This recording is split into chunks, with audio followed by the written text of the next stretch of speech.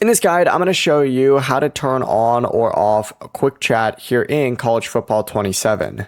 Before we get into this guide, make sure to like the video and subscribe to the channel with all notifications on. It really does help with the channel and it lets us know that you want more content like this. We'd greatly appreciate it. And if at any point throughout this guide you did have any questions, just ask them down in the comment section below and we could help you out further. I'm going to be doing my best to reply to every single comment down there. First things first, what you need to go ahead and do is scroll all the way down in the main menu and open up your settings. So select settings right here and then go ahead and hit game settings, and you need to go to accessibility up at the very top. So go to accessibility, and in this section, what you need to go ahead and do is find the quick chat option and just make sure it is enabled. So if you scroll down on here, you'll see quick chat. Just go ahead and make sure it is turned on, and there is a lot of different stuff on here. So just keep that in mind. You can also turn it off from the same menu as well, but that really is all you need to do. Whenever you're in game, you can just press L2 and R2 at the same time on a PlayStation controller, or RT and LT at the exact same time on Xbox, and it'll open up quick chat so you can send a message in game.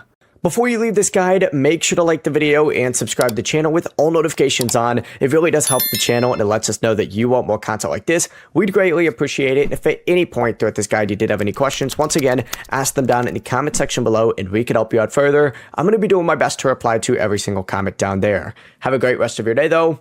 Peace.